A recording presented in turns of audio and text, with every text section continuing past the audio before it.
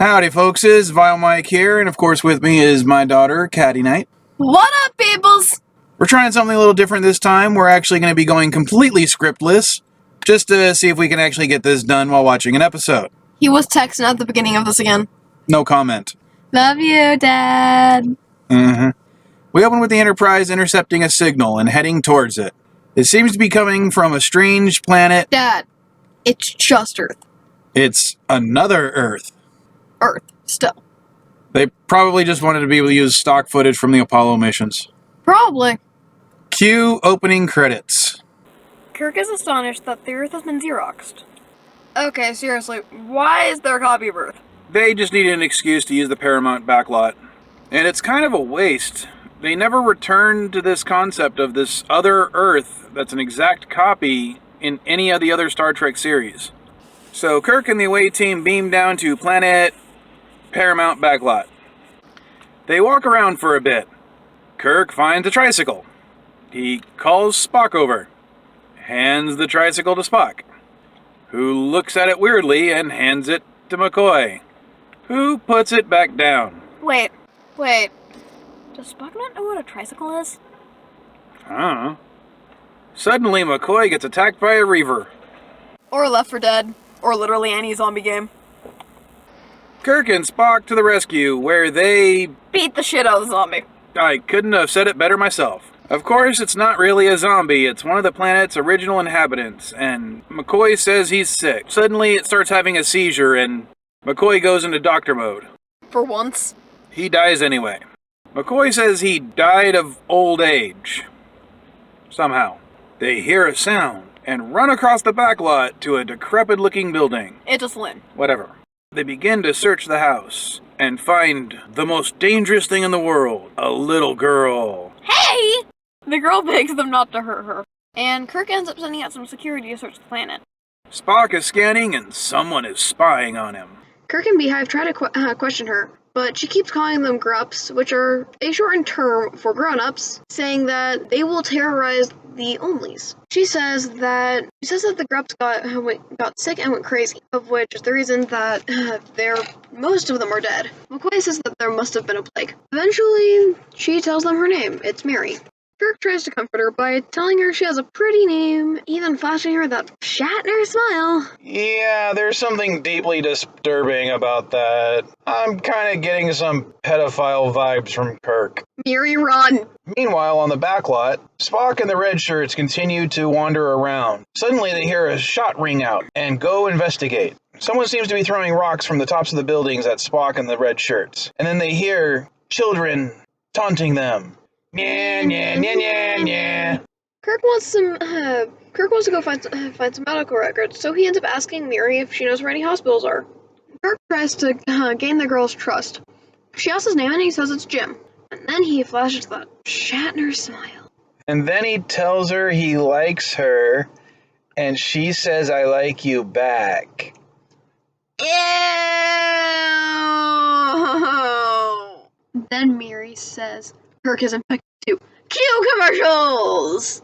When we get back from the commercial break, Kirk gives an exposition log. Not only did they find the hospital, they found what was making the signal that brought them there. They also discovered that everyone has the disease, except Spock. Because Spock is awesome! No comment. McCoy orders some medical equipment be beamed down. And, wait, who is that? Is that Ensign Hillbilly? Hey! Ensign Hillbilly's back! Kirk tells Ensign Hillbilly that no one else is allowed to beam down for fear that they might get sick too. Then Kirk discovers a file folder containing... Kirk finds a file folder. In it, he finds information about a life prolongation project. McCoy and Spock try to figure out how there are still children around when most of the adults had died out 300 years ago. And it appears that the disease does not hit until puberty. Then we get this doozy of a line from Kirk. Our children want to be around adults because they want to be told what's right and wrong. Ha! Okay. Can he lose his right to be an adult? Can we take his adult license away? Kirk thinks kids want to be told what to do. No! We get tired and goddamn annoyed by being told what's right and wrong and being told what's to do. Ensign Hillbilly calls down to Spock. And wait a second, why is Ensign Hillbilly doing it? Where's Lieutenant Uhura? Anyway, Ensign Hillbilly gives Spock some numbers that he needs for his calculations. Finally, Spock is able to put 2 and 2 together, that the children have actually barely aged in the last 300 years. So they begin to discuss a plan to try to get a hold of all the other children. Kirk thinks he has a shot and tries to get Miri's advice. So Kirk takes her by the hand. They go out looking for the other kids. Ew. It's so creepy. We cut to a group of kids who don't like all these new grups. They've noticed that they use the communicators to talk with the ship, and seem to be formulating a plan to steal them. They look out the window to see Miri leading Kirk straight to them. Enter, so they hide. Once inside, they look for the kids. But then Kirk hears a noise and is attacked by another zombie. She jumps on Kirk's back. Eventually, Kirk is able to get her off and shoots her with a blue phaser beam. Is it set to blink or stun? Apparently it was a stun beam, but it killed the zombie anyway. Miri recognizes who the zombie was and believes she is next. Spock is getting some numbers from the Enterprise again, while Miri is sharpening Kirk's pencil. I'm just gonna let that one go. They talk more about the disease, how it affects adults much faster than it does the children. But it is affecting the children. Even Miri herself only has a few weeks left. Turns out while Spock may be immune, he is a carrier and can't return to the ship either. Spock gets a message from the Enterprise. It's confirmed. They only have 7 days to live. Oh no. Cue GameSwap commercial. This channel is sponsored by SD GameSwap on eBay. If you like nerd stuff, you may want to check it out. They have books, movies, video games, toys and collectibles, and they also do consignment. So go buy something. You can also check out the Facebook. Links to it and the store are in the description. Hey! Don't forget! A new part of the store has just been added. Katty's Corner, where everything you buy there goes to me. Me! Not the old man. So check everything out. Bye-bye! After the commercial break, they've already used up 2 of their 7 days. McCoy have finally figured out what's causing the disease and can now start working on a cure. But then they hear the children taunting them. Why they go to look for them, one of the kids breaks in and steals the communicators. When they discover that the communicators are on, McCoy reminds them that they need the communicators as they are the only link to the Enterprise's computers, and they need the computers to make the cure. The scene shifts, and suddenly they now only have 3 days remaining. A new wrinkle has been added, and apparently Planet Xerox is running out of food. McCoy and Kirk get into a little tiff about the cure not being made yet. When Kirk walks away, he bumps into Rand, who drops and breaks something. And then she freaks out and runs out of the room. Kirk follows to comfort her, where Rand says something along the lines of how she always tried to get Kirk to look at her legs, and asks him to look at her legs now, which are covered in the infectious splotches.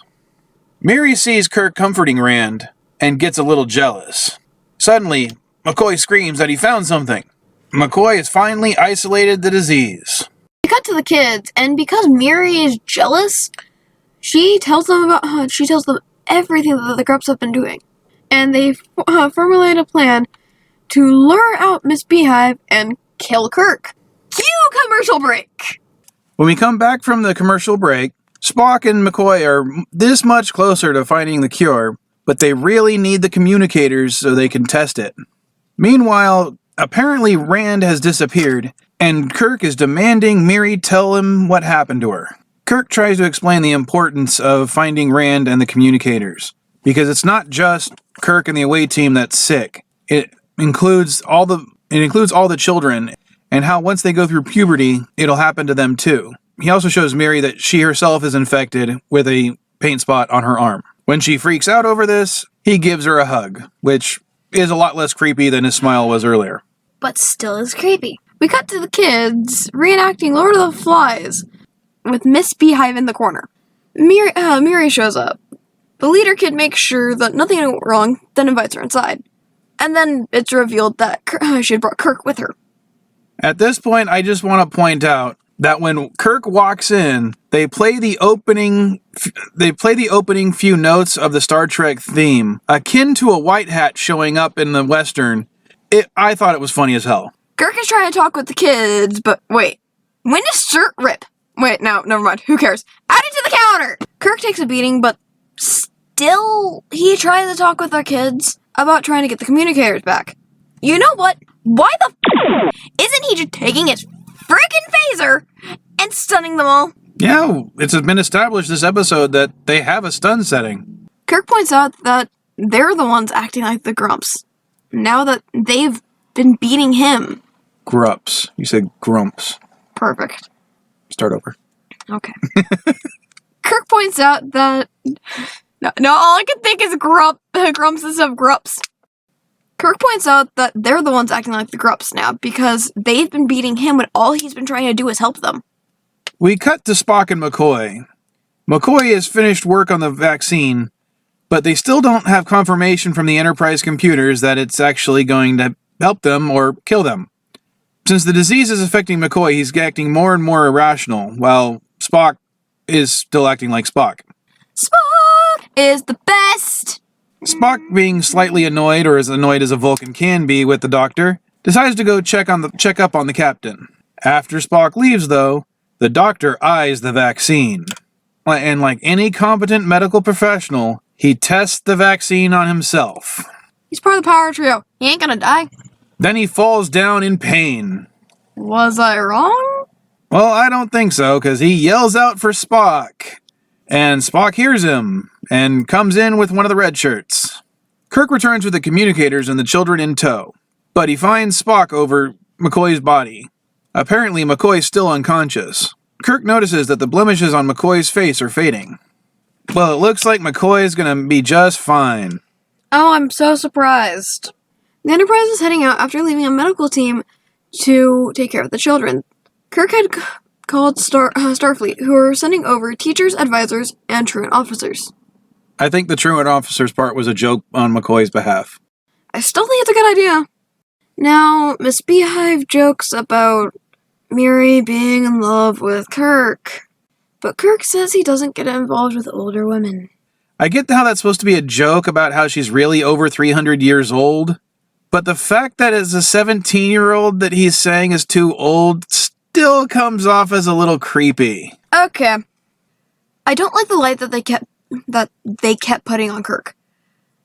They kept portraying him as basically a pedo, and I was disgusted by that a large portion of the episode. If this was made today, it would have never been aired, and would have never been allowed to be aired, as the connotation of a older man hitting on, even though she is 300 years old, in actuality, a 17-year-old. As I said, it comes off a little creepy. I just hated any time they were interacting. That aside, the opening of this episode left a lot to be desired. Finding an entire duplicate Earth should have been a lot bigger deal than it was. The entire episode could have been about just the fact that they found a duplicate Earth. Instead, they kind of just forget about it after the first 5 minutes of the episode, because the only reason it was a duplicate Earth is so they could use the Paramount backlot. And if they could have just made up an excuse of how there was just a similar looking culture to 1960s Earth. But no, they had to say it looked exactly like Earth, down to every continent. Plus, on a little side note, you can't really make a vaccine for a disease you already have. It's possible, but usually vaccines are a preventative measure. So McCoy and Spock would not have been working on a vaccine. They should have been more of working on an antiviral treatment, or they should have wrote it as a bacterial infection, not as a viral infection. That's just a few of the issues that we had with this episode. So to recap, Pedophile undertones, missed opportunity, and bad science. A last Star Trek episode! Well, don't worry. Next week we watch... What do we watch? I forgot to look it up.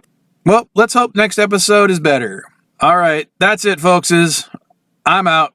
Bye-bye! And don't forget, like, comment, and subscribe!